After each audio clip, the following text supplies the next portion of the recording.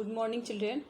इतने दिनों में आपको स्पर्श पढ़ा रही थी भाग 1। अभी मैं संचयन भाग 1 पहले चैप्टर मैं आज शुरू कर रही हूँ। संचयन भाग 1 का पहला चैप्टर गिल्लू। गिल्लू जिसे महादेवी वर्मा ने लिखा है। गिल्लू जहाँ की गिलहरी, एक गिलहरी जो स्क्विरल होता है उसके ऊपर एक कहानी है। महादेवी वर्मा ने उसे पाल पोस के मतलब कि बहुत घायल अवस्था में पाया जाए, उसी पर ये कहानी है। जैसे आप लोगों ने क्लास 7 में नीलकंठ पढ़ा था ना, एक मोर की कहानी, उसी तरह गिल्लू एक गिलहरी की कहानी है। तो गिल्लू बताने से पहले मैं आपको बता दूंगी महादेवी वर्मा लेखिका, जो इनकी लेखिका है महादेवी वर्मा। महादेवी वर्मा का जीवन परिचय मैं आपको दे दूं। महादेवी वर्मा का जन्म 20 मार्च 1907 ईस्वी को उत्तर प्रदेश के फर्रुखाबाद में एक प्रतिष्ठित घराने में हुआ था। प्रतिष्ठित घराने, घर वाले अच्छे थे। पिताजी गोविंद प्रसाद वर्मा जो है भागलपुर के कॉलेज में प्राध्यापक थे, और माता हेमरानी देवी पूजा पाठ माने बहुत ही धार्मिक महिला थी, और हिंदी भाषा की विदुषी भी थी।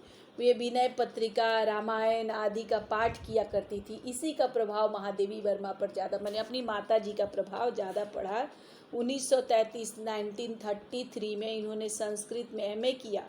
उसी वर्ष संस्कृत में एमए करने के बाद उसी वर्ष प्रयाग महिला विद्यापीठ में प्रिंसिपल बन गई, है ना। 7 वर्ष, कहा जाता है कि 7 वर्ष की अवस्था से ही ये कविता पाठ स्कूल में कविता लिखती थी।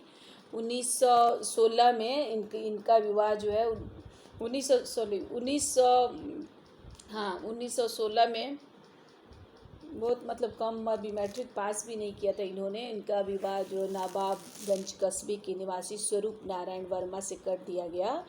उनका वैवाहिक जीवन सुखी नहीं था, क्योंकि वो कुछ तो बताया नहीं जाता है कि उनको कोई प्रॉब्लम था स्वरूप नारायण वर्मा से या कुछ भी, लेकिन उनको मतलब जीवन, संसारिक जीवन उनको पसंद नहीं आता था। उनका जीवन सन्यासिनी का था। 1966 में 66 में पति की मृत्यु के बाद वो इलाहाबाद में पार्टिकुलर हमेशा के लिए रहने लगी। क्रास्थवेंट कॉलेज में सुभद्रा कुमारी चौहान से, क्रास्थवेंट कॉलेज में सुभद्रा कुमारी चौहान से उनका परिचय हुआ था, और वो उनकी घनिष्ठ मित्र बन गई। कहा जाए तो उनकी पहली कविता, सबसे पहली जो कविता शुरू हुई थी ब्रज भाषा में थी, लेकिन बाद में वो मैथिली शरण गुप्त से जब प्रभावित हुई थी, तो मैथिली शरण गुप्त से प्रभावित होने के बाद उन्होंने खड़ी बोली में लिखना शुरू किया था। कहा जाता है सुभद्रा कुमारी चौहान की बहुत अच्छी सहेली बन गई, तो सुभद्रा कुमारी चौहान जो है अपनी दोस्तों से इनका परिचय करवाती थी, देखो ये इतनी अच्छी है, कविता भी लिखती है, इस तरह करके। तब तक उनका महत्व बहुत बढ़ गया था। धीरे धीरे उन्होंने बहुत सारे रेखा चित्र, कहानी, कविताएं, बहुत सारी रचनाएं की इन्होंने। छायावाद के कवि जो है ना, जयशंकर प्रसाद निराला, जयशंकर प्रसाद, सुमित्रा नंदन, पंत, सूर्यकांत त्रिपाठी निराला और महादेवी वर्मा, ये चारों छायावाद के कवि और कवित्री हैं। महादेवी वर्मा भी छायावाद की कवित्री हैं। मैथिली शरण गुप्त, और 11 सितंबर 1987 को इलाहाबाद में ही इनकी मृत्यु हो गई। अब मैं इस पहले ये चैप्टर पढ़ाने से पहले मैं आप लोगों को चैप्टर का सारांश बता देती हूँ। आगे मैं तब फिर बुक से पढ़ाऊँगी इसको। पहले कि महादेवी वर्मा को एक गिलहरी मिलती है, सुबह सुबह जैसे ही उठती हैं। ये फ्लैशबैक स्टोरी है, क्योंकि एक सोनजूही की लता है जहाँ पे पीले रंग का फूल खिला हुआ है। वो फूल को जब देखती है महादेवी वर्मा, तो उनको एक छोटे से जीव की याद आती है। कौन से जीव? वो जीव जो गिलहरी का छोटा सा बच्चा था, जो उसके पास बैठता था, बैठ के क्या करता था, बैठ जाता था, बैठ के और लता में छुप जाता था। जब वो आती थी तब उनको क्या करता था, उनको कंधे पे कूद के उनको चौंका देता था। तो पहले वो कली की खोज में जाती थी तो गिल्लू उनको चौंका देता था, अब वो गिल्लू को ही खोज में जाती है। तो अचानक उनको याद आता है, पीछे की बात को याद करने लगती हैं कि एक दिन गमले के पास सुबह उठती हैं तो सब लोग बोल रहा है कि एक गमले के पास जाती हैं और जाके देखती हैं कि कौवा कुछ छू रहे हैं, कुछ गमले को कुछ, तो सोचे कौवा छुआ खेल रहे हैं। बहुत ध्यान से जाके देखती हैं तो कौवे, गमले और दीवार के बीच में एक छोटा सा जीव नज़र आता है। वो जीव को उठा के ले आती हैं। कौवे के चोंचों के घाव से उसके शरीर पे ब्लड आने लगे हैं, खून बहता है। सब लोग बोलते हैं कि तो मर जाएगा, इसको पालना बेकार है, ले। फिर भी वो उनका मन नहीं मानता, उठा के लाती हैं। रुई से खून को पोंछती हैं, पेंसिलिन का मरहम लगाती हैं, और एक उसके मुंह में कितना कोशिश करती हैं कि दूध रुई की बत्ती बना के दूध उसको लुढ़काया जाए। बहुत 1-1.5 घंटा कोशिश करने के बाद वो जो उसके मुंह में रुई की एक बूंद पानी टपकाया जा सकता था। उसके कुछ देर बाद 1-2 दिन के बाद ये स्वस्थ दिखाई देने लगता है। लेखिका की उंगली पकड़कर अपने मोती जैसी आँखों से उनको देखा करता है। तो धीरे धीरे उसके सुंदर रोए आ जाते हैं, उसके शरीर पर झबरे पूँछ हो जाते हैं और गिलहरी जैसा वो नज़र आने लगता है। तब उन्होंने लेखिका वो सोचती है कि इसका कुछ नाम रखना चाहिए। तो लेखिका उसका नाम रख देती है गिल्लू। गिल्लू कह के सभी उसको पुकारते हैं। ऐसे तो लेखिका को आपको पता है, लेखिका जानवरों का चिड़ियाघर लेखिका घर के पास था, सब तरह के पशु पक्षी रखे थे उन्होंने, लेकिन गिल्लू से उनको थोड़ा ज़्यादा ही अटैचमेंट रह गया। फूल रखने की डलियाँ को क्या करती हैं वो खिड़की से लटका देती हैं एक कोना से जाली के पास से, और उसी में रुई बिछा के वो गिल्लू का घर हो जाता है। वो उसी में गिल्लू बैठता है। जो कॉलेज चली जाती हैं लेखिका तो घर को बंद कर देती हैं और बंद करके जो है ना जाती हैं, और शाम को जब वापस आती है तो गिल्लू अपने झोले से उतर कर आता था। उनके पैरों से सर से पैर पे ऊपर नीचे करते रहता था जब तक उनको गिल्लू को वो उठा नहीं ले।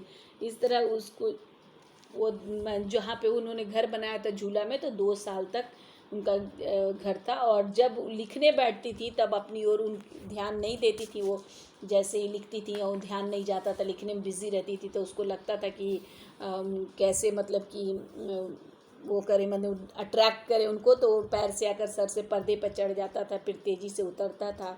उसके दौड़ने का सिलसिला उसी तरह बना रहता था जब तक लेखिका पकड़ने के लिए नहीं उठती। कभी वो गिल्लू को पकड़कर एक बहुत बड़े लिफाफे में बंद कर देती थी। लिफाफे में बंद करके माथा, उसका सिर बाहर रहता था, सामने के 2 हाथ बाहर रहते थे, दीवार से टिका कर रख देती थी। बहुत देर तक उस तरह करके तंग करते रहता था, तो वैसे उनको देखते रहता था और भूख लगने पर चिक चिक करता था, मानो कि सूचना दे रहा हो। और काजू बिस्कुट कुछ भी मिल जाने पे लिफाफे से 2 हाथ जो निकला हुआ रहता था उससे धीरे धीरे खाता था। और फिर गिल्लू का जीवन का पहला बसंत ऋतु आ गया, स्प्रिंग सीजन।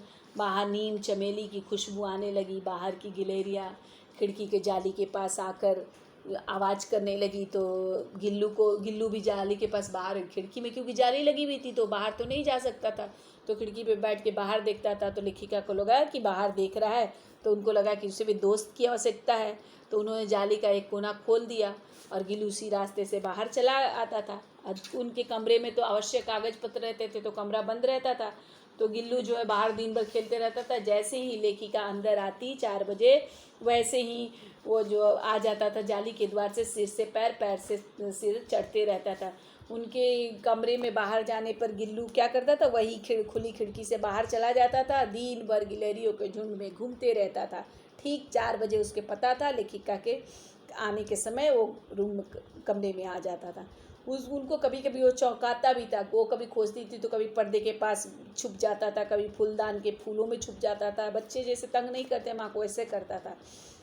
लेखिका बोलती थी कि उनके पास बहुत से पशु पक्षी हैं, लेकिन सबका लगाव है, लेकिन इसका लगाव मैंने किसी को हिम्मत नहीं हुआ कि लेखिका की थाली में बैठ के खाए। जब लेखिका खाने के लिए अपने डाइनिंग रूम में आती थी, दौड़ता कूदता उछलता चला आता था डाइनिंग रूम में, और आके क्या करता था, थाली में बैठ जाने का कोशिश करता था।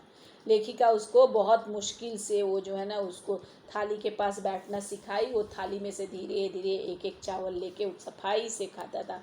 काजू जो उसका था फेवरेट भोजन था। अब बहुत दिन काजू नहीं मिलने पर क्या करता था, या तो कोई भी खाने की चीज़ नहीं लेता था या झूले से नीचे फेंक देता था। इसी बीच क्या होता था कि लेखिका का दुर्घटना हो गया। मोटर दुर्घटना में उनको अस्पताल जाके रहना पड़ा। लोग गुल्लू को देखने के लिए आते थे और काजू बिस्कुट देके जाते थे। वो अपने झूले से उतर के आता था जल्दी से, और जैसे देखता था लेखिका की जगह दूसरा कोई हो तो फट से झूले में चला आता था। और जब लेखिका डिस्चार्ज होके हॉस्पिटल से घर आती है तो उनके सिरहाने तो क्या करती है, उनकी झूले की सफाई देती है, सफाई करती है। सफाई देने के बाद पता चलता है कि उसमें से बहुत सारे काजू बिस्किट भरे मिलते हैं। नहीं लगता लेखिका बीमार थी तो अपना प्रिय भोजन भी नहीं खाता था, और वो बीमार थी तो उनके सिरहाने तकिए के पास बैठ के धीरे धीरे उनके सिर को सहलाते रहता था। लगता था कि कोई आया सहला रही है। गर्मियों में दोपहर में क्या करती थी लेखिका, काम करती थी तो गिल्लू बाहर भी नहीं जाता। गर्मी के दिन में कैसे बाहर जाएगा, झूला में भी उसे गर्मी लगती थी, तो उनको लेखिका के पास रहना था। तो उसको उपाय मिल गया। वो गर्मी से बचने के लिए वो सुराही पर लेट जाता था और इस प्रकार क्या होता था, लेखिका के पास भी रहता और उसका शरीर ठंडा भी रहता। बोले गिलहरी का जीवन क्या है, 2 वर्ष से ज़्यादा नहीं होता है। तो गिल्लू का जीवन यात्रा मैंने जीवन अब 2 वर्ष हो गया था, वो करीब करीब उसका मतलब अब जाने का दिन, मृत्यु का दिन निश्चित हो गया था। जिस दिन उसका तब जाने का था उसको समझ में आ गया था। वो क्या किया, रात में अपने झूले पे नहीं सोया, लेखिका के बिस्तर पे आया, वही उंगली पकड़ के सोया जो उंगली उन्होंने बचपन में पकड़ा था। जब बचपन में जब लेके आई थी तो जो उंगली को पकड़ा था वही उंगली पकड़ा और उसका हाथ एकदम ठंडे हो गए थे। लेखिका क्या कि उठ के हीटर जलाई, सोचा उसे गर्मी मिलेगी, परंतु अगले दिन सुबह होते ही जैसे सूरज की प्रथम किरण निकली, वो गिल्लू की मृत्यु हुई। गिल्लू मर गया, यानी वो और कोई जीवन में जागने के लिए सो गया, यानी शरीर उसका मर गया, आत्मा तो नहीं मरी। उसका झूला उतार कर लेखिका ने रख दिया और खिड़की की जाली बंद कर दी। परंतु गिलहरी तो नई गिलहरियों के नया जनरेशन आते गया, खिड़की के बाहर चिक चिक करते गया। सोनजूही पे बसंत आता था, पीला फूल खिलता था। सोनजूही के लता के नीचे लेखिका ने गिल्लू की समाधि दे दिया। क्यों समाधि दे दिया? क्योंकि वो लता उसे बहुत ही प्रिय थी और लगता था, लेखिका को ऐसा लगता था कि किसी न किसी दिन गिल्लू इस सोनजूही का फूल बनकर खिलेगा और उनको चौंका देगा। इसीलिए उन्होंने सोनजूही के लता के दिन गिल्लू की समाधि दी। बेटा मैं कल किताब से पढ़ाऊँगी, आज मैंने स्टोरी आप लोगों को बता दिया। ठीक है बेटा, धन्यवाद बेटा। अच्छे से खुश रहिए, स्वस्थ रहिए, सुरक्षित रहिए, घर में रहिए, पढ़ाई कीजिए।